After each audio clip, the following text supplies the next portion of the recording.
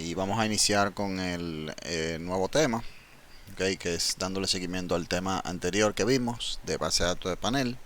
Ahora vamos a estar viendo unas técnicas un poquito más avanzadas de base de datos de panel, ¿okay? Y están relacionadas mucho con el último estimador que vimos, que fue el de primera diferencia. ¿Okay? Vamos a ver otros dos estimadores más que hacen algo similar a ese estimador.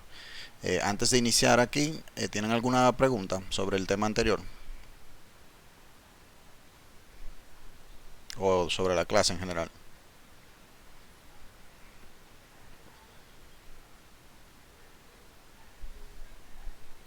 Ok, si no hay preguntas, continuamos.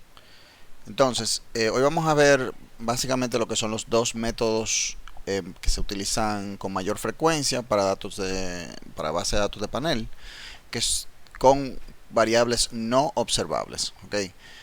Y esos dos métodos son el método de efectos fijos y el método de efectos aleatorios. El primero de estos métodos se utiliza únicamente, se utiliza cuando uno está solamente interesado en analizar el impacto de variables que varían en el tiempo, es decir, y que varían suficientemente en el tiempo específicamente. Es decir, que en este caso yo no voy a poder estudiar cosas como el impacto que tiene la raza, por ejemplo, porque la raza de una persona no cambia en el tiempo, el impacto que tiene la cultura de un país, porque usualmente la cultura de un país no cambia lo suficiente en el tiempo, o cosas que uno quizá pensaría que sí cambian bastante, como la educación, pero en realidad la educación tampoco es que cambia tanto en el tiempo, ¿verdad? El nivel educativo de una persona no cambia tanto en el tiempo, y por tanto ese tipo de variables no vamos a poder estudiarlo con el método de efectos fijos. Por el otro lado, entonces tenemos el método de efectos aleatorios, y este sí se puede utilizar, al contrario de efectos fijos, sí se puede utilizar para variables que quizás ya no varíen tanto en el tiempo. ¿Okay? Pero hay que tener en cuenta, ¿verdad?, que este método tiene algunas limitaciones que no tiene el de efectos fijos. El de efectos aleatorios se utiliza cuando la variación de las observaciones de la muestra son aleatorias, ¿verdad? Y, muy importantemente, no están correlacionadas con la variable independiente, ¿okay?, de interés. En otras palabras, utilizamos efectos aleatorios cuando creemos que las variables no observables, ¿verdad?, no tienen ningún tipo de correlación con las variables independientes de interés. Entonces vamos a iniciar viendo efectos fijos y luego vamos a ver efectos aleatorios, y vamos a ver cómo se relacionan estos dos métodos. ¿Okay? Cuando utilizamos efectos fijos, vamos a asumir que tenemos de nuevo una característica, alguna variable que no podemos observar, pero que puede impactar o puede sesgar la variable dependiente o la variable independientes de nuestro modelo, ¿verdad? En otras palabras, lo que va a ocurrir es que va a existir una correlación entre el término de error compuesto de ese individuo y las variables independientes, ¿ok? Y se caen entonces los supuestos de Gauss-Markov. Al igual, entonces, que el método que vimos anteriormente que podía resolver esto, que era el de primeras diferencias, con el método de efectos fijos también podemos entonces eliminar esa característica que sea invariante en el tiempo. ¿Okay? Por el otro lado, vamos a asumir que esa característica invariante en el tiempo no está correlacionada entre individuos. ¿Okay? Es decir, si estamos midiendo una variable, qué sé yo, digamos que por alguna razón yo no puedo ver la raza de la persona, yo soy ciego, no puedo ver la raza de la persona, ¿ok? Pero asumimos que la raza mía no está correlacionada con la raza que tenga otra persona, por ejemplo, ¿de acuerdo? Eso es un supuesto que tiene que cumplirse. ¿Verdad? Si no fuera a cumplirse ese supuesto, entonces vamos a utilizar el otro método que vamos a ver más adelante, que es el método de efectos aleatorios, ¿ok? Aunque no es que necesariamente este método también solucione ese problema, pero un poco más robusto hacia ese problema. Entonces, vamos a iniciar planteándonos un modelo. ¿Ok? Este es el modelo que vamos a tener en la cabeza para pensar un poquito sobre este método de efectos fijos. Vamos a decir que el modelo de efectos fijos va a tener una forma, ¿verdad?, como la siguiente, que va a ser Y y T, va a ser igual a beta 1 x y t, donde x y t entonces va a ser un vector de variables independientes, ok, más alfa i, donde alfa i va a ser entonces la variable independiente no observable pero constante en el tiempo, más u y t, que va a ser mi error, ok. Entonces lo interesante es que alfa i lo podemos considerar como un intercepto, okay, como una variable, como en un parámetro de intercepto, como que si fuera beta 0, solo que este intercepto es idiosincrático para cada individuo, es decir, es específico para cada individuo, ¿de acuerdo? Lo único es que no lo podemos observar, ¿de acuerdo? Y fíjense que yo no incluí beta 0, okay, no incluí el intercepto común, porque al igual que en primera diferencia, en este caso se va a eliminar, okay, entonces no importa que yo lo incluya o no lo incluya, no hace ninguna diferencia. Ahora, viendo este modelo, ok, y pensando en lo que vimos en la clase anterior, ¿de acuerdo? ¿Quién me puede decir de qué otra manera yo pudiera representar ese intercepto idiosincrático? Y recuérdense, por favor, el que quiera participar, que escriba en el chat primero.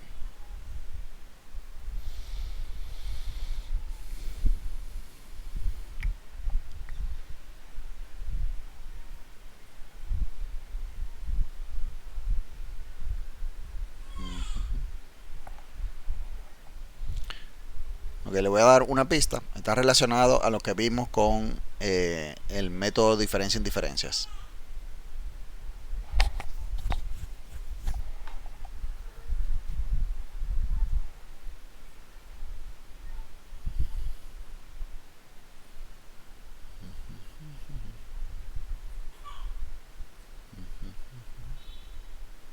Ok, bueno, no tenemos a ningún voluntario. Parece que estamos cansados de la semana. Pero otra manera en que pudiéramos hacer esto, de representar interceptos diferentes, okay, para cada individuo, es utilizando dummies de individuo. Okay.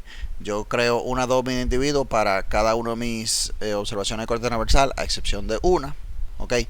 Y de esa manera yo voy a recoger a través de esas dummies el intercepto idiosincrático de las personas. Okay. Entonces, siguiendo con el método de efectos fijos, si yo fuera a agarrar la ecuación anterior y tomo el promedio o el averaje a través del tiempo, es decir, a través del tiempo para cada individuo y, yo me quedo con el siguiente modelo. Y barra es igual a beta 1 x y barra más alfa i, porque ya esto no depende del tiempo, sobre una constante en el tiempo, más u y barra, ¿de acuerdo? Donde esas barras lo que quieren decir es que yo estoy tomando el valor promedio, ¿ok? Con respecto al tiempo. Fíjense que lo que estoy haciendo es sumando a través del tiempo para el individuo y. Yo lo fijo para un individuo y le tomo su promedio, el promedio de ese individuo. ¿Okay? Entonces, al igual que el modelo que habíamos visto anteriormente de primeras diferencias, ahora yo tengo dos ecuaciones. Tengo esta ecuación, tengo la ecuación del modelo original. ¿Okay? Y entonces, ¿qué yo puedo proceder a hacer? ¿Quién me dice?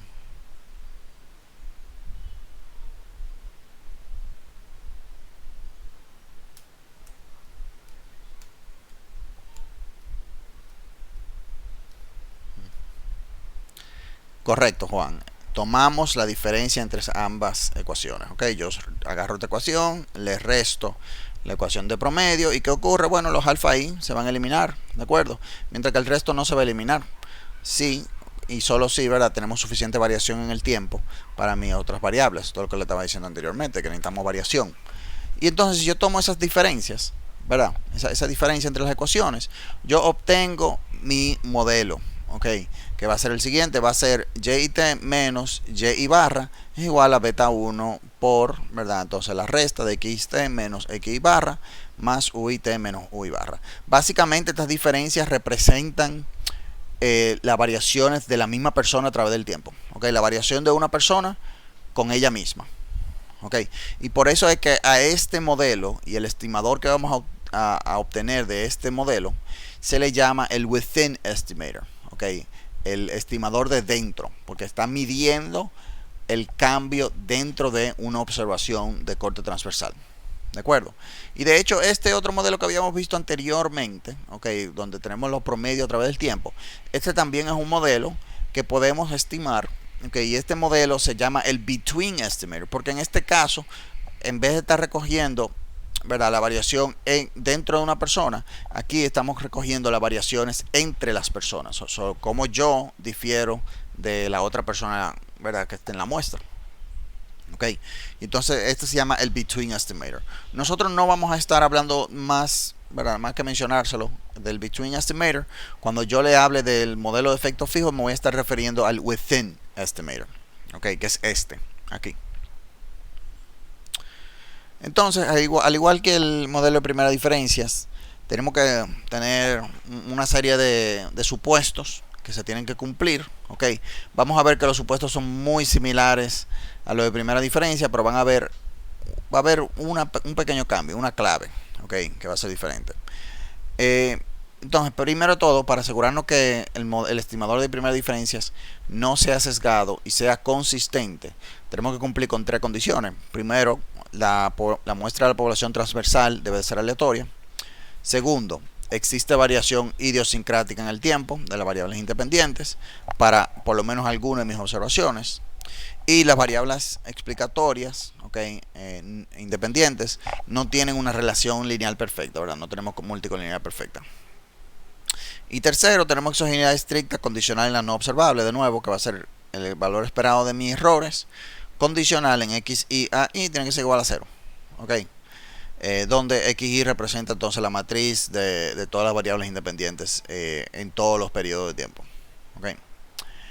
Además, si queremos poder hacer inferencia estadística, es decir, que mis errores estándares y las pruebas estadísticas sean asintóticamente válidas y yo pueda aplicar la ley de número grande y pueda aplicar el Central Limit Theorem, el teorema del límite central, okay, y utilizar entonces las diferentes pruebas estadísticas con sus distribuciones asintóticas, perdón, debemos de asumir que se cumplen dos cosas más. Primero de todo, la homoceasticidad, okay, que quiere decir que la varianza de u y t dado mi variable independiente tiene que ser constante, okay, igual a sigma cuadrado para todos los tiempos. Y fíjense que aquí es que está la diferencia con el de primera diferencia, con el estimador de primera diferencia. Para el estimador de primera diferencia, recuerden que esa varianza era para el cambio en el tiempo de los errores, okay, mientras que aquí es solamente para el error u y t, okay. Y lo mismo ocurre con el segundo supuesto, que es que no debe de haber correlación serial, es decir, que la covarianza entre u y t y u y s debe de ser igual a 0, condicional en mis variables independientes para todo t diferente a eso, o sea, para cualquier tiempo, para cuando yo estoy comparando dos tiempos cualquiera, okay. Y recuerden entonces que para primera diferencia aquí de nuevo teníamos el cambio en el tiempo de u y t y el cambio del tiempo de u y s, okay. Si se fueran a cumplir estos 5 supuestos, entonces tenemos que el modelo, el estimador de efectos fijos es BLEU, ¿verdad? Best Linear Unbiased Estimator, o en español MELI, ¿verdad? Mejor estimador lineal insesgado. ¿De acuerdo? Entonces vamos a poner esto en práctica. O perdón, ¿alguna pregunta?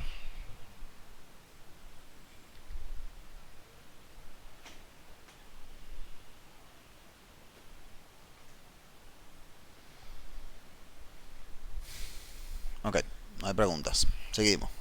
Entonces vamos a poner esto en práctica. Y para todo lo que sea relacionado a base de datos de panel, okay, con estos métodos, primera diferencia, efecto fijo, efecto aleatorio, vamos a estar usando el paquete PLM. Okay. Esto es básicamente Panel Linear Model. Okay. Este modelo me permite, este paquete entonces me permite a mí aplicar estos métodos sin yo tener que hacer las transformaciones de forma manual. Okay.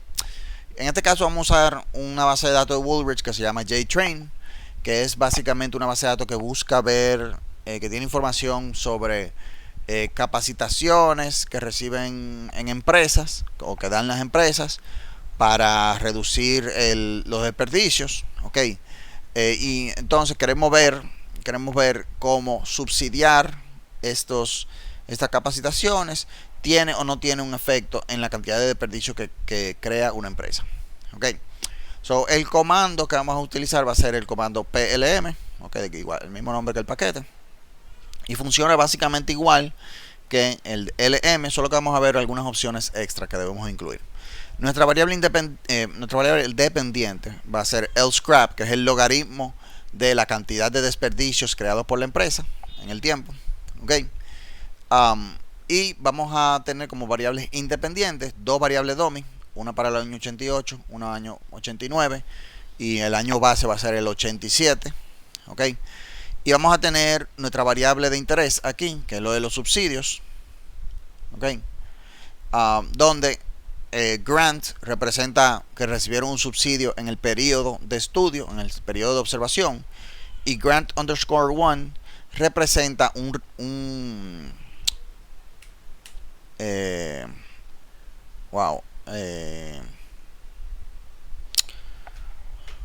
se me escapa la palabra, es lo Rezago. mismo, un rezago, gracias, sí, un rezago, ok, del subsidio, es decir, que recibieron el subsidio el periodo anterior al observado, ok.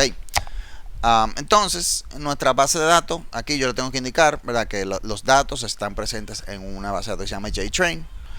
Y ahora yo tengo que decirle, como es una base de datos de panel, yo tengo que decirle al código, a la función plm, cuáles son los identificadores de las dimensiones, okay, de mi base de datos.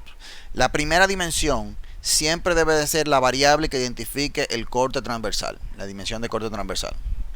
La segunda debe de ser entonces la que represente el corte, la dimensión temporal o la dimensión de clúster. Okay. Siempre debe ir en ese orden. Y fíjense que lo estoy poniendo en C para crear un vector. Okay. Y eso se lo paso a index. Tercero, le voy a pasar la variable, la opción modelo. Okay.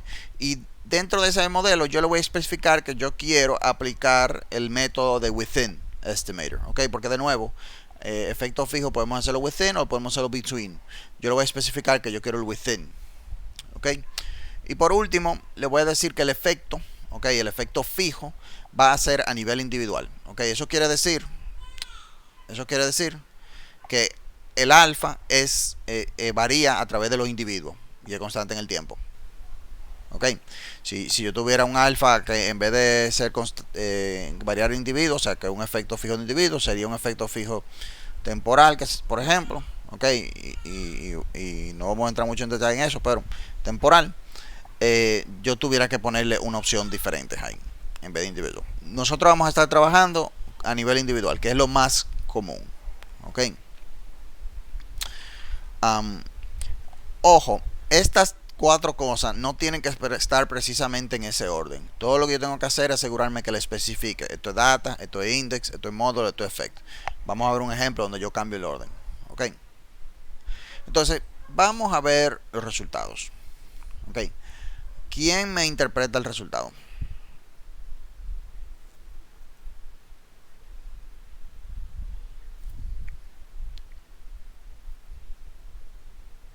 Sí, Rafael. ¿Se me escucha? Sí, se escucha.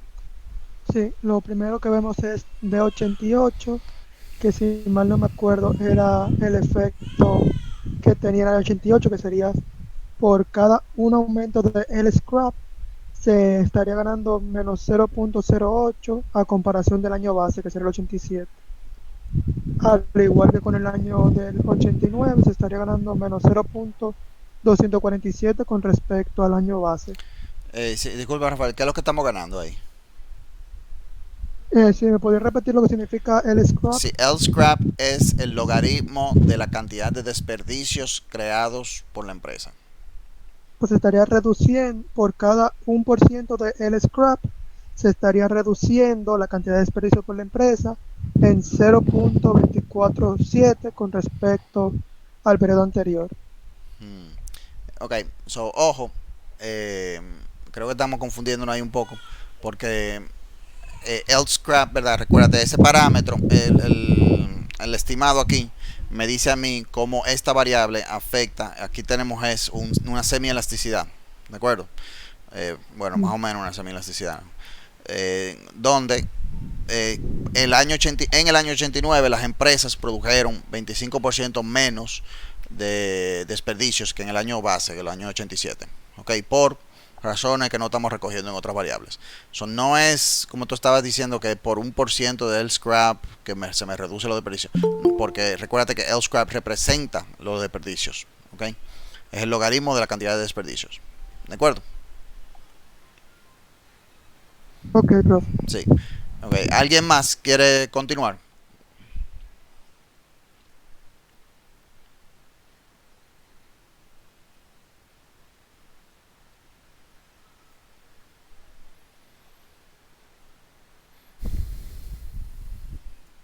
Sí, Oscar. Sí. En el dado caso del D89, que es un poquito más significante, al 10%, el año 1989 genera 24.7% menos desperdicios que en el año base. Ujú. El grant diría que si se le... ¿Cómo era esa variable? Perdón. El grant quiere decir que recibieron un subsidio en este periodo para capacitar a sus trabajadores en reducción de residuos. Ok, entonces recibieron, bueno, si en ese caso, si recibieron ese permiso, entonces produjeran 25.2% menos Ujú. y 42.2% si los recibieron en el periodo anterior. De acuerdo. Juan, ¿quieres abarcar un poquito más? No, bueno, profundizando un poco más lo de Oscar, probablemente la variable rezagada del gasto hace alusión a que se genera una mayor curva de aprendizaje o mayor eficiencia del gasto en función del tiempo que pasa. O sea, Ujú. si el subsidio se hizo de manera reciente, pues no se va a poder aprovechar del todo Mm, esos recursos destinados. excelente, excelente. Miren, jóvenes. Esto, para que sepan, una cosa es yo leer la tabla, otra cosa es yo entender lo que me dice la tabla y explicárselo. ¿Ok? Les exhorto mucho que no solamente lean la tabla, porque leer la tabla lo hace cualquiera, sino que vayan más allá. Traten de entender bien qué es lo que me está diciendo esto. Como Juan muy bien dice, ¿verdad? Yo recibo el subsidio hoy, yo doy las capacitaciones hoy, y sí, es verdad, me va a comenzar a reducir la cantidad de desperdicio que crean mis empleados, porque ellos comienzan a aplicar esas técnicas, pero todavía, digamos, no tienen la experiencia aplicando las técnicas, quizás no lo han adaptado a su trabajo, y por tanto, lo que vemos es con Grant_1, ¿ok? Lo que vemos es que hay un rezago en el efecto, ¿ok? El efecto se hace más fuerte mientras el tiempo va pasando, porque yo voy pudiendo aplicar esos conocimientos que voy obteniendo, lo voy aplicando más eficientemente cada vez. ¿Ok? Eso es muy importante que traten de ir más allá de solamente una lectura de la tabla, sino que traten de, ¿verdad? Eh, Agregar valor a lo que me está diciendo la tabla. ¿Ok? Y esto es lo que lo va a separar. Esto es lo que separa, diría yo, un economista mediocre a un economista bueno. ¿De acuerdo? Porque puede ir más allá y puede entender lo que está pasando. ¿De acuerdo? Entonces, vamos a seguir, vamos a ver otro ejemplo. Y en este caso vamos a usar la base de datos WageSpan, ¿ok? Que también viene de Woolrich. Y aquí el modelo va a ser un poquito más complicado. Vamos a usar el modelo PLM, ¿ok? Mi variable dependiente va a ser el logaritmo de salarios. Y mis variables independientes van a ser una variable DOMI de si estamos casados, una variable DOMI indicando si estamos en un sindicato, si yo soy miembro de un sindicato, una serie de variables DOMI de tiempo, ¿verdad? Empezando en el 81 hasta el año 87, el año base va a ser el 1980, ¿ok? Y mi variable de interés es la educación, pero específicamente yo quiero ver cómo los retornos de la educación han ido cambiando en el tiempo. O sea, yo voy a crear variables de interacción. Okay. Para cada una de mis variables DOMI de tiempo, yo la voy a interactuar con educación para yo poder ver cómo los retornos de la educación van cambiando en el tiempo. ¿De acuerdo? Entonces, luego de ahí yo le voy a indicar a mi código que la data es WageSpan. Okay. El modelo es within, los efectos son individuales y el índice, fíjense que puse el orden diferente, ¿verdad? Y el índice, mi índice de corte transversal es una variable que se llama NR y mi índice de tiempo es una variable que se llama year. muy importante que ustedes puedan identificar esas variables de identificación, ¿ok? Muy importante que ustedes sepan cuáles son, ¿ok? Woolrich, si ustedes lo buscan en internet en la base de datos, hay descripciones de las variables dentro de la base de datos, ¿ok? Y es muy importante entonces que ustedes aprendan, sepan identificarla, ¿ok? Entonces vamos a ver los resultados, ¿ok? Um, ¿quién quiere interpretar?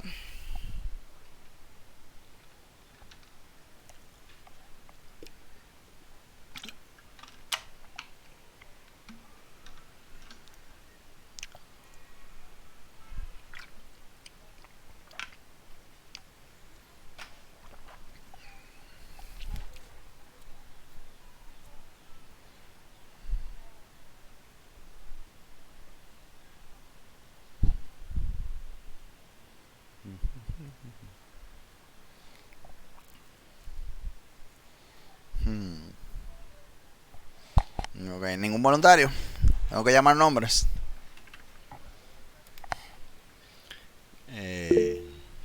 Ok, Oscar, dale. Si el individuo está casado, Ujú. recibiría 5.5% más Mayor de salario. salario, Ujú. mayor ¿Y salario. por qué tú crees que es eso? ¿Qué tú pudieras pensar que puede ser? ¿Por qué ser casado tendría a dar mayor salario? Quizá porque, bueno, pensaría yo que las personas que están casadas tal vez tienen más edad y por ende Mm. mayor educación y Ujú. por ende pueden obtener un mayor salario. Ujú. Yo no diría mayor educación porque ya estamos recogiendo educación en otra variable. Ok, Pero mayor edad puede ser cierto. O sea, en promedio las personas casadas van a ser mayores que las personas solteras. Y no estamos recogiendo edad y no estamos recogiendo experiencia. ¿Ok? Es muy cierto. interesante tu punto ahí. Otro punto que pudiéramos decir es quizás sea algo cultural. Yo veo a alguien casado y yo, tú sabes, hay un sesgo interno mío de yo confiar más en esa persona. Por el simple hecho de que, bueno, se casó, es una persona más estable. ¿Verdad? Yo pensaría que una persona casada es más estable que una persona soltera. Por cultura, por temas culturales. Ok, quizás no es necesariamente cierto, pero las creencias afectan cómo respondemos. Ok, ¿quién quiere seguir con la próxima variable? Sindicato.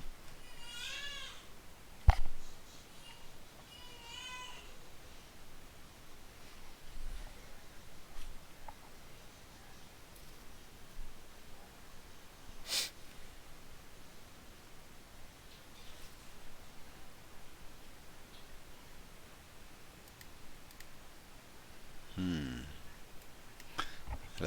¿No tomaron café hoy, jóvenes? Vamos a ver. Eh, Francisco Comas. Yo diría si la persona es parte del sindicato, su salario Ujú, sería 8.3% más alto. ujú. ¿Y por qué tú crees que sería eso? ¿Qué puede pasar ahí en un sindicato? Pens- Eh, Ellos exigen su salario más alto. ¿Y por qué ellos exigen? ¿Qué hace que el sindicato haga que tú exijas tu salario más alto? Pelear por los derechos de los trabajadores. Ujú. Los derechos de la Ok, ok. ¿Alguien más quiere abundar un poquito más ahí en lo de sindicatos? ¿Qué es lo que hace un sindicato para el trabajador? Que le permite pedir mayor salario. Pensemos ahí en teoría de juegos, microeconomía, contratos.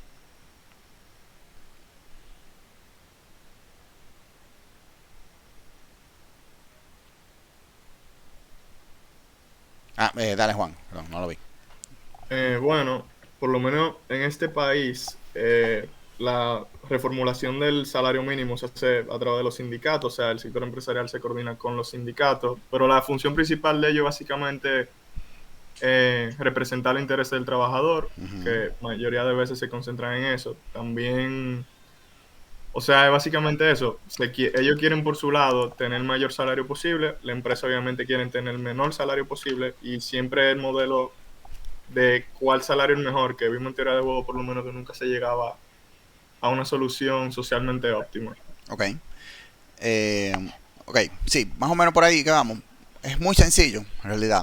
Los sindicatos dan poder de negociación. Yo como un individuo no tengo tanto poder de negociación que como si fuéramos a negociar con el negocio con 10, 20, 30 empleados juntos, ¿verdad?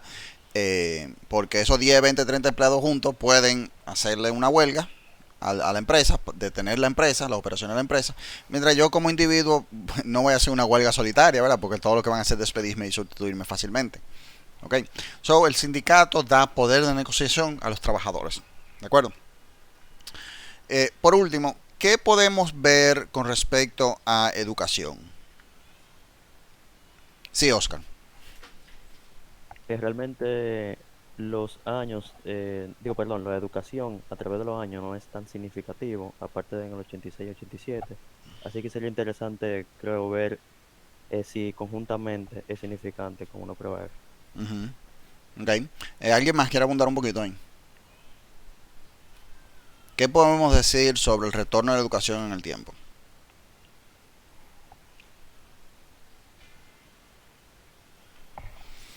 Sí, Rafael.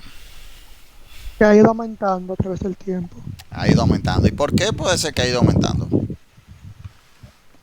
Como se toma un año base, entonces mientras más años van pasando, las personas del año base tienen más experiencia, Ujú. o sea, más educación, entonces estarían ganando más salario que cuando se tomó el año base. Ujú. Pensemos un poquito aquí en macroeconomía 1. ¿Ok? Pensemos en el modelo de Romer. ¿Ok? Y la interacción del capital humano y el crecimiento tecnológico. ¿Ok? ¿Por qué puede ser que la educación sea cada vez más valorada en el tiempo? ¿Qué está ocurriendo en el tiempo en un país? Sí, Juan. Según lo que recuerdo, llega un momento donde la tasa del desarrollo, por lo menos tecnológico, converge a la misma tasa con la que se desarrolla el capital humano. Ujú.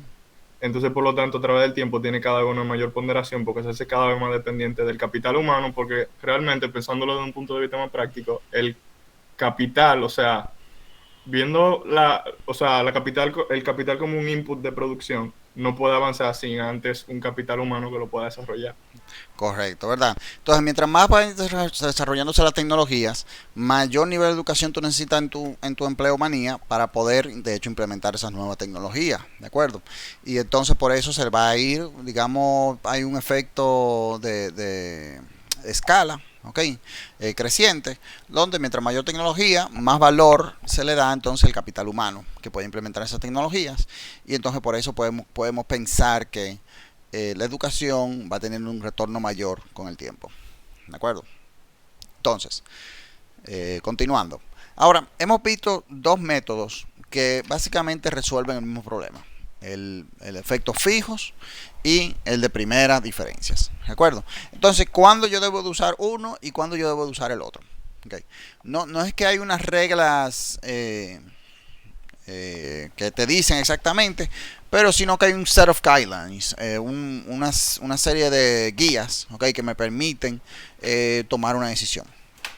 Okay. Entonces, primero vamos a ver el caso donde tenemos una base de datos de panel donde n, es decir, el corte transversal es grande relativo a la serie de tiempos. Eso puede ser algo como la encuesta nacional de fuerza de trabajo continua del Banco Central, donde tenemos 5 o 6 años de la parte temporal, pero tenemos miles y miles de personas que observamos a través del tiempo, ¿de acuerdo? Entonces es una base de datos de panel donde n es grande relativo a t.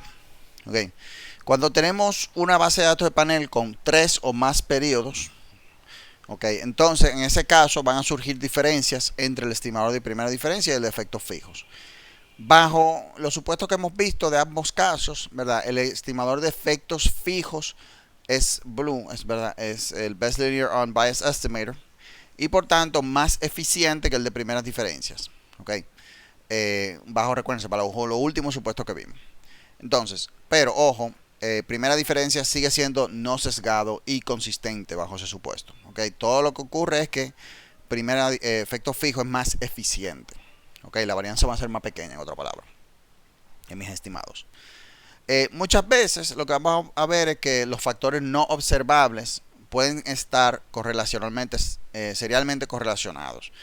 Y entonces no se va a cumplir los supuestos ni de efecto fijo ni de primera diferencia. ¿Ok? Puede que no se cumplan ni de efecto fijo ni de primera diferencia. Bajo un caso de correlación serial, que sería el caso donde tenemos un proceso de camino aleatorio, ¿ok? UIT es un proceso de camino aleatorio. Entonces, bajo ese caso, vamos a preferir primera diferencia. ¿Por qué? Porque al ser serialmente correlacionado, ¿ok? Si tomamos la diferencia en el tiempo, esa diferencia en el tiempo ya no va a ser serialmente correlacionado. Elimina esa correlación serial, ¿ok? Y por tanto, en ese caso, elegimos el de primera diferencia. Ahora, lo que tiende a ocurrir es que esa correlación serial no es perfecta, no es igual a 1, ¿ok? Sino que está entre 0 y 1. En ese caso, tanto primera diferencia como efectos fijos no se va a cumplir el supuesto de no correlación serial, ¿ok? Y lo que vamos a preferir en ese va a ser efectos fijos, usualmente, ¿ok? A menos que la correlación serial sea muy alta. Y cuando digo muy alta, o sea, es acercándose a 1. Estoy hablando de 0.96, 97, 98 para allá. ¿Ok? Entonces, usualmente vamos a preferir efectos fijos. Ahora, en el otro caso, cuando yo tengo una base de datos de panel con n pequeño y t grande, es decir, por ejemplo, yo tengo observaciones de 15 países latinoamericanos a través de 50 años. Ok, entonces en ese caso ahí vamos a tener que preocuparnos más por el componente temporal, ok, de mi base de datos, y específicamente me voy a tener que preocupar de que el proceso temporal no sea de raíz unitaria. Ok, estas cosas ustedes lo van a ver en aplicaciones macroeconométricas. Ok, no sé si es FIDE que todavía la está dando, o quizás sea Richard, no me recuerdo ahora. Ok, pero Fidias, ok, eso lo van a ver con Fidias más específicamente. Pero en el caso de que no tengamos raíz unitaria, yo puedo, perdón, en el caso que tengamos raíz unitaria, entonces el método de efectos fijos me puede dar una regresión espuria. Okay. ¿Quién me puede decir que es una regresión espuria?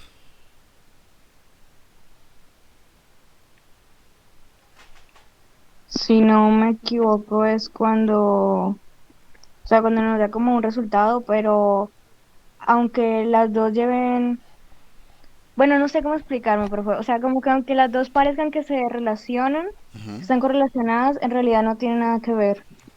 Exacto, ¿tú me puedes dar un ejemplo?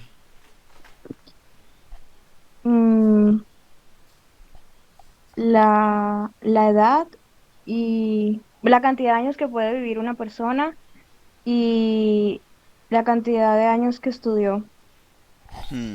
Ok. Puede ser, puede que sí hay una relación, ¿verdad? Porque cantidad de años estudiado, la gente más estudiada tiende a saber un poquito más de medicina y cómo cuidar salud. Pero bueno, un ejemplo que me gusta mucho es la historia de dónde vienen los bebés, ¿verdad? Antes se tenía el mito, o se decía por lo menos en la historia, de que los bebés eran traídos por los storks, las aves blancas grandes de Europa, del norte de Europa. Okay, no me sé el nombre en español. Cigüeña. Bueno, Sí, que eran traídas por la cigüeña.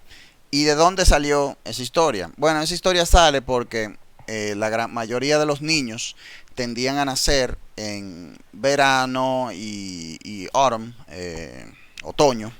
¿Ok? Y eso era porque, bueno, durante el invierno la gente se mantenía más en su casa y se juntaban más calor para el calorcito, ¿verdad? Y entonces procreaban y los niños salían terminando naciendo en verano y otoño. ¿Y qué ocurría también en verano y otoño? Bueno, los storks, que son aves migratorias, ¿verdad? Iban hacia el norte de Europa porque ya era más caliente, y en invierno se iban por el frío hacia el sur, ¿de acuerdo? Entonces llegaban las aves, llegaban los bebés. Claramente no existe una relación entre estos dos hechos, pero si lo ponemos en los datos se ve una correlación, pero esto es una relación espuria, ¿de acuerdo? Y hay otras historias. Creo que una era sobre el helado, el consumo de helado y el sarampión, ¿verdad? Porque se consume más helado en los veranos y daba más sarampión en los veranos también, creo, si no mal recuerdo. ¿Ok? Entonces, esa es otra relación espuria. Y existen muchas, miles. Creo que hay una página web que, si ustedes la buscan, que tienen una serie de relaciones espurias. ¿Ok? El asunto está en que si tenemos raíz unitaria en el proceso temporal de mi base de datos de panel, entonces efecto fijo me va a dar una regresión espuria y me puede dar resultados que no son. Pero el método de primeras diferencias, ¿ok?, puede eliminar, si es una raíz unitaria, elimina ese problema. Y si no es necesariamente una raíz unitaria, pero es muy cercano a una raíz unitaria, lo reduce. ¿Ok? Y por tanto yo prefiero en este caso primeras diferencias a efectos fijos. En práctica, lo que se tiende a hacer es estimar ambos. Tú estimas ambas regresiones y si no hay problema en ningún lado, entonces deberían de darte resultados similares, ¿verdad? Porque de nuevo, ambas siguen siendo no sesgadas y consistentes. ¿Ok? Por tanto, los estimados deberían de estar cerca del valor real. Lo que puede pasar es que una es menos eficiente que la otra. ¿Ok? Preguntas hasta ahora.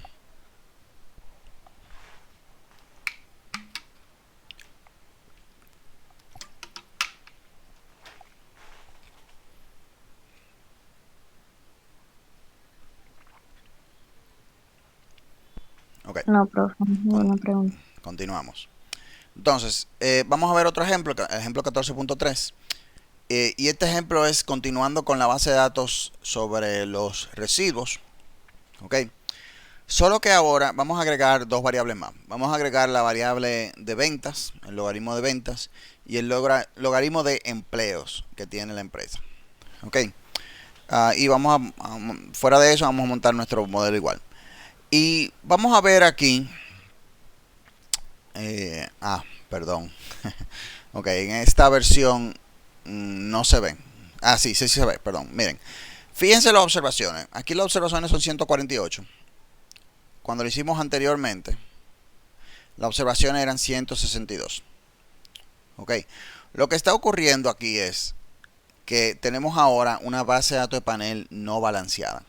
Ok, eso quiere decir que para algunas de mis observaciones de corte transversal, en algunos periodos yo no observo la información. Yo tengo NA para su información. ¿Ok?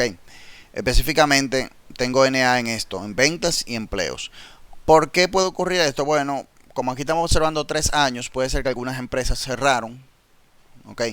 Y por tanto, para el año 88 y el 89 no tenían empleos, no tenían ventas. ¿Ok?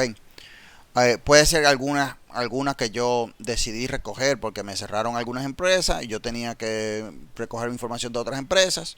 ¿Ok? Y yo comienzo a recoger de esas empresas a mitad de camino en vez de del año 87. ¿Ok? Entonces, tenemos una base de datos de panel no balanceada. De cualquier manera, ¿verdad? Nosotros no tenemos que preocuparnos tanto por eso. Si la cantidad de observaciones vacías, o sea, nulas, es bajo. En este caso perdimos 14 observaciones, 14 o 20, 14 observaciones. Por tanto, no nos tenemos que preocupar, ¿ok? Porque por suerte ya los softwares ya solucionan esos problemas de forma automática, ¿ok? Y toman eso en cuenta cuando hacen los estimados. Okay, pero es importante, es muy importante siempre tratar de darse cuenta, okay, antes de comenzar a hacer regresiones con mi base de datos de panel, de saber si tengo una base de datos de panel balanceada o no balanceada, okay, para tener eso en mente. Entonces, vamos ahora a pasar a nuestro siguiente método, okay, estimador, que va a ser el estimador de efectos aleatorios. Okay. Y yo voy a tener un modelo similar, yo voy a pensar en un modelo similar. La única diferencia es que ahora yo voy a agregar el beta 0 de nuevo. ¿Ok? Y eso es porque bajo este método el beta 0 no desaparece. ¿Ok? Y sigo teniendo aquí una variable no observable, pero constante en el tiempo. Ahora vamos a suponer que esa variable, ok, que no es variante en el tiempo, no está correlacionada con mis variables independientes. Ok, la correlación entre mi variable no observable y mis variables independientes es 0. No hay correlación para todos los periodos. Ok, y por tanto, en este caso, si yo fuera a usar primera diferencia, o si yo fuera a usar efectos fijos, ok, para eliminar ese alfa y, yo lo estaría haciendo de una forma muy ineficiente porque estoy perdiendo información que no necesariamente tengo que perder. Ok, y no estoy usando entonces el estimador lo más eficiente posible. Específicamente, de nuevo, para el modelo de efecto aleatorio, asumimos que la covarianza entre todas mis variables independientes observables y mi variable independiente no observable, constante en el tiempo, es igual a 0 para todo t, y que el valor esperado de los AI, okay, de esas variables, dado mis variables independientes, es igual a beta 0. Okay. Por tanto, bajo esos supuestos, tenemos que yo puedo estimar los beta j utilizando un corte transversal de nuestra base de datos. Okay. Yo me puedo olvidar de la base de datos de panel, yo puedo agarrar uno de los cortes transversales y puedo hacer mi estimación. Okay. Y se cumplen los supuestos de Gauss-Markov sin problema. Okay. Ahora, de nuevo, el problema con eso es que estoy perdiendo información. Okay, porque estoy eliminando los otros cortes transversales. Y yo no quiero hacer eso porque eso es ineficiente. Okay. Entonces, vamos a decir que yo decido utilizar mi muestra completa, mi base de datos en el panel completa. Ojo, en ese caso yo no puedo utilizar mínimo cuadrado ordinarios agrupados. Porque aun cuando AI no esté correlacionado con los X, okay, con mis variables independientes observables, como yo no puedo observar a AI entonces va a ser parte de mi error compuesto. Es decir, mi error compuesto va a ser la suma de AI más U y T. Y ese error compuesto está serialmente correlacionado. Intuitivamente está serialmente correlacionado porque AI es constante en el tiempo. ¿Ok? Y entonces el valor de AI de hoy depende del valor de AI de ayer. ¿Ok? Porque es el mismo valor. Entonces, matemáticamente, la correlación de AI más U y T y la correlación de AI más U y S, es decir, para un periodo diferente al periodo T, va a ser igual entonces a la varianza de la varianza de A dividido por la sumatoria de las varianzas de A y de U. ¿Ok? Y claramente eso no es 0. ¿Ok? Y por tanto tenemos correlación serial. ¿Ok? Y entonces mínimo cuadrado ordinario agrupado va a ser sesgado y no consistente. ¿Ok?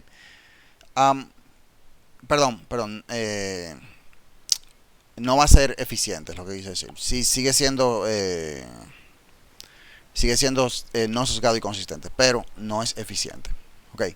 Entonces, ese problema de yo tener ese error serialmente correlacionado, yo lo puedo resolver utilizando algo que ustedes creo que le enseñaron en econometría 2, que son los mínimos cuadrados generalizados. ¿Ok? Y yo puedo entonces aplicar mínimos cuadrados generalizados con tal de que en la base de datos de panel n sea más grande que t. De lo contrario, puede que tengamos problemas para aplicar mínimo cuadrado generalizado. No voy a entrar en los detalles porque son cosas muy avanzadas. ¿Ok? Entonces, la transformación que vamos a hacer, recuérdense que para mínimo cuadrado generalizado lo que hacemos es que ponderamos las observaciones por algún factor. Ese factor, de nuevo, yo no voy a entrar en el detalle de cómo lo obtenemos.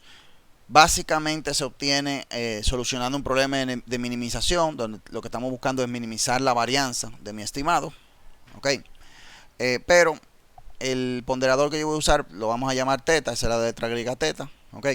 Que va a ser igual entonces a 1 menos sigma, o sea, la varianza de A dividido por la varianza de A ponderada por T, o sea, las observaciones temporales, la cantidad de observaciones temporales, más la varianza de U, y todo eso, ¿verdad?, a la raíz cuadrada. Y este valor está entre 0 y 1. ¿Ok? Fíjense que esto aquí se parece mucho a lo que es la correlación serial. ¿Ok? Porque esto es lo que estamos tratando de eliminar o minimizar, por lo menos. ¿Ok? Entonces, dado ese teta, esto me va a permitir a mí correr una regresión dado por yt menos teta y barra igual a beta 0 por 1 menos teta más beta 1 por xt menos teta x y barra más nu y t menos teta nu y barra, donde nu, esto aquí que parece una v corta, okay, la letra griega nu, está dado por, ¿verdad?, la sumatoria de a i más u y t, y representa entonces el error compuesto. Esto se parece mucho a algo que vimos anteriormente. ¿Quién me puede decir?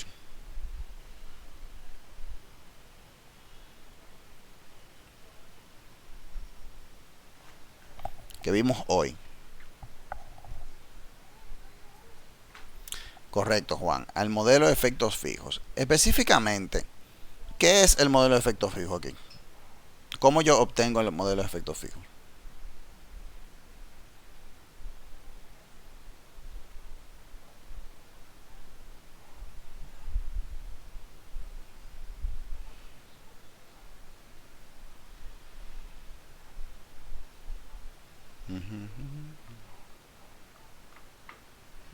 Nadie. Realmente yo no entendí la pregunta. Ok. Esto, tú dices que se parece al modelo de efecto fijo. De hecho, podemos obtener el modelo de efecto fijo de aquí, ¿verdad? Si teta fuese igual a 1. Si teta es igual a 1, tenemos el modelo de efecto fijo. En otras palabras, el modelo de efecto fijo es un caso específico del modelo de efectos aleatorios. ¿Ok? Donde mi ponderador es igual a 1. ¿Ok?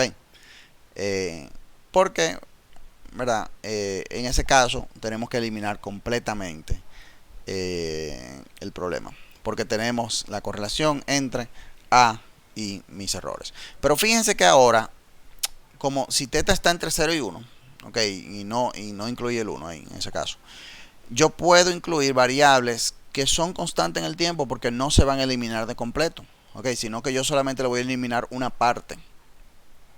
¿Ok? Porque como teta estaría entre 0 y 1, ¿ok? La resta de la variable constante en el tiempo menos su media del tiempo, ¿ok?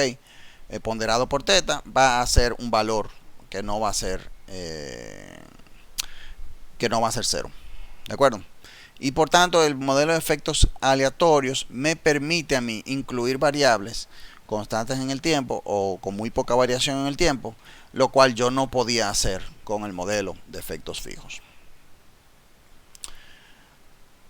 Ok, y eso es lo que planteo aquí.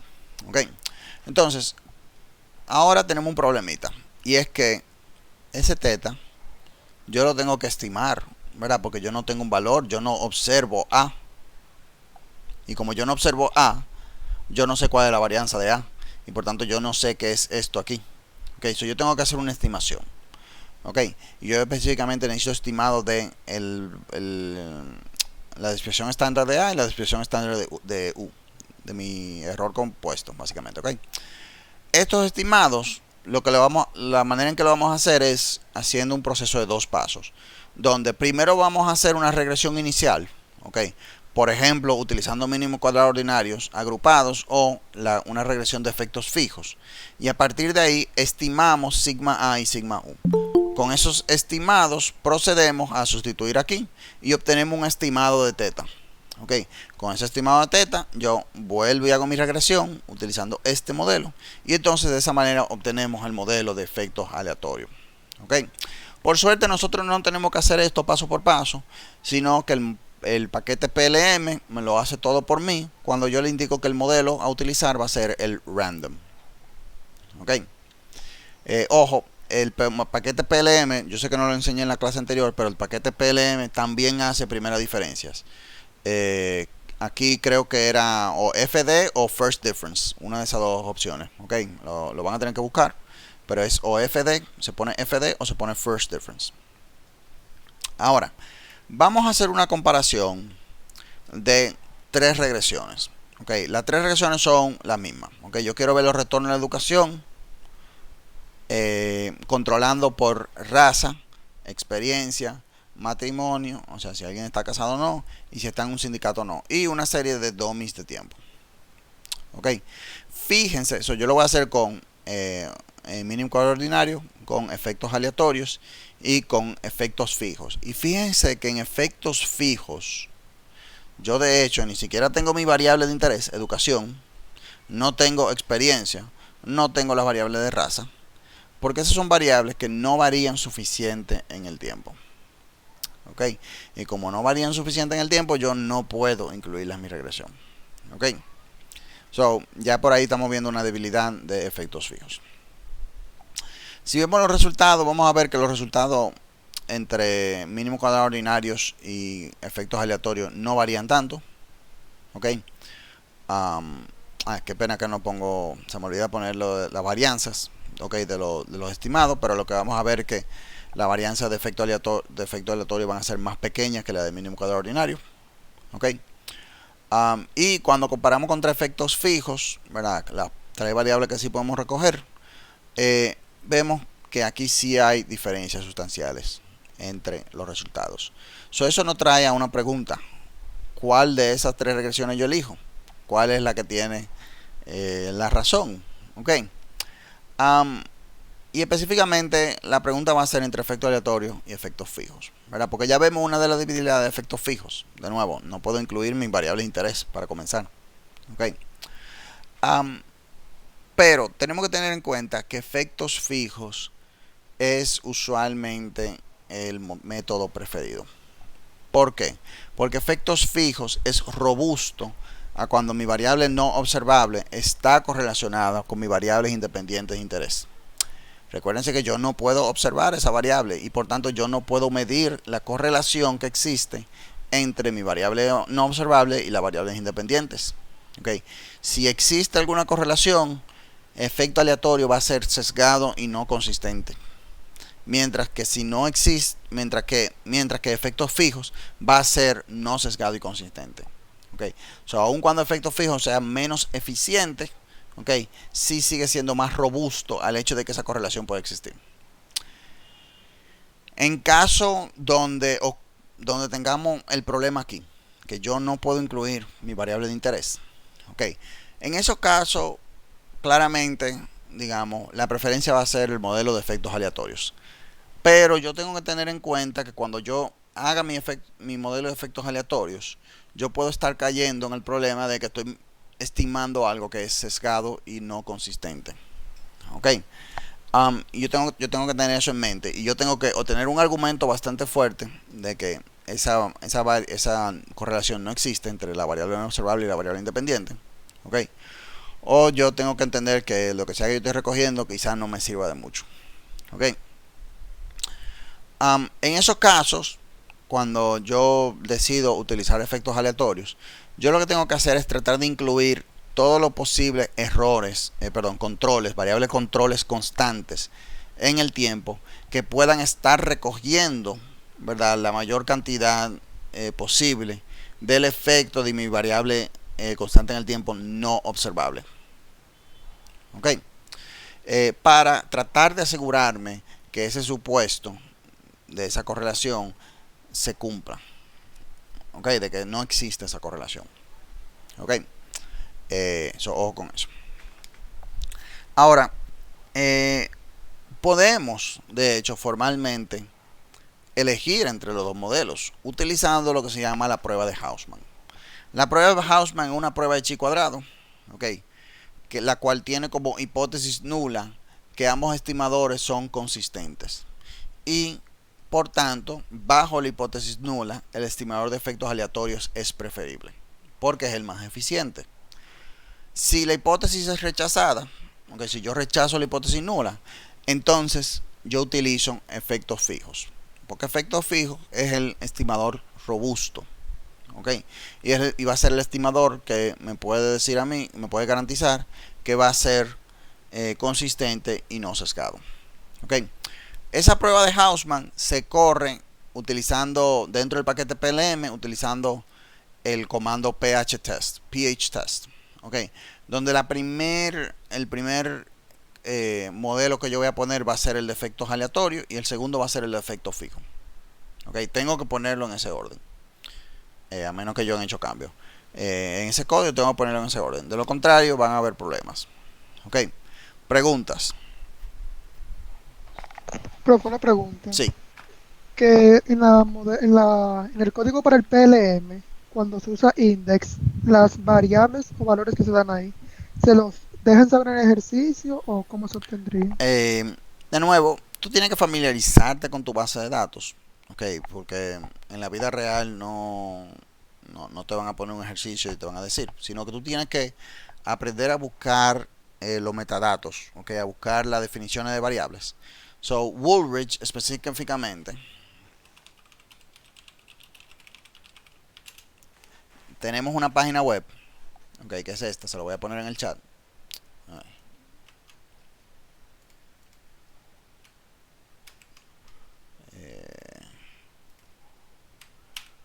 Ok. Si uno baja ahí, a ese link que le puse en el chat, okay, ahí ustedes van a ver todas las bases de datos de Woolrich. Todas. Y si ustedes le dan un clic, vamos a decir que yo quiero buscar esa base de datos WageSpan. Okay. Yo busco la base de datos WageSpan. Está al final casi. Y ella me da entonces, me va a dar la lista de variables que hay, me va a decir el tipo de variable que es, y me va a dar un variable label, una descripción de la variable. Ok, entonces yo tengo que aprender a buscar cuáles son mis variables que identifican el corte transversal y cuáles son mis variables que identifican el corte temporal o de clúster. Ok, en este caso aquí tenemos que el índice, la corte transversal es la NR, y yo eso lo puedo ver porque en la descripción de la base de datos dice que eso es el Person Identifier, el identificador de persona. Ok, y la de corte temporal es year porque es la que me indica en qué año yo estoy viendo la observación. Ok, so de nuevo, puede ser que el ejercicio te lo tenga, puede ser que yo no te lo ponga en el examen, ok, y que te toque a ti y poder encontrar cuáles son esas variables. ¿De acuerdo? Perfecto, profe, gracias. Sí.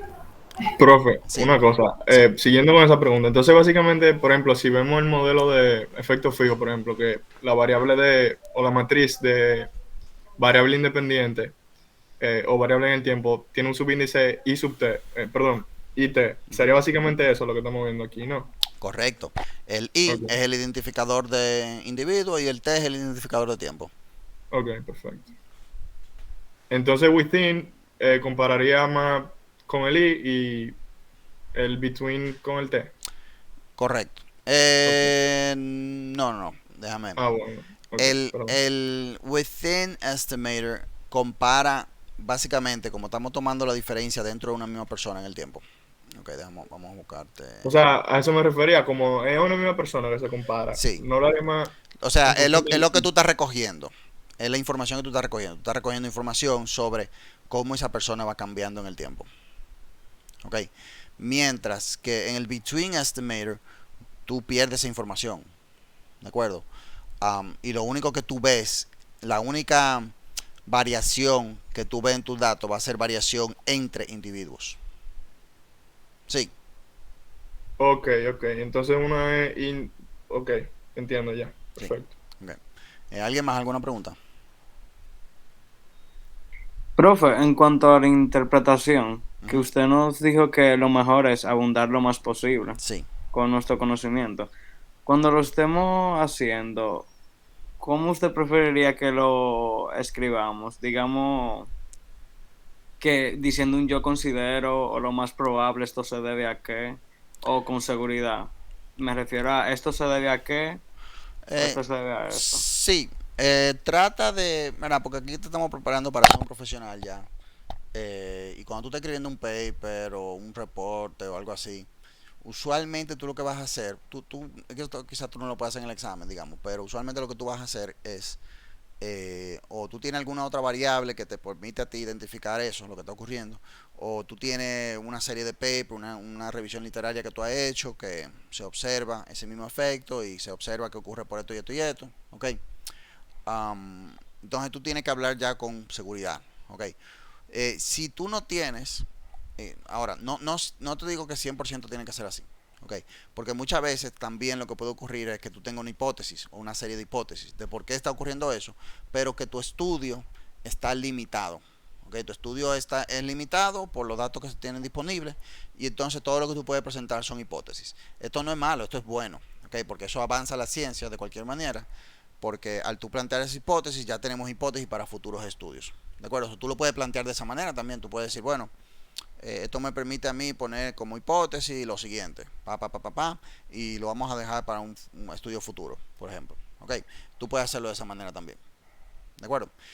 Ok. Aquí en clase, más que nada yo estoy esperando, ya ustedes son de términos, ya ustedes cogieron micro 1 y 2, macro 1 y 2, han cogido una serie de clases especializadas en economía. Yo estoy esperando es poder ver eso reflejado. ¿Ok?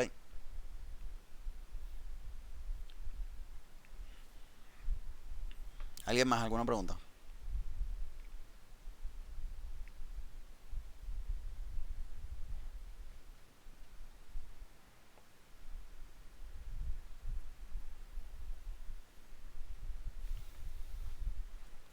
Ok.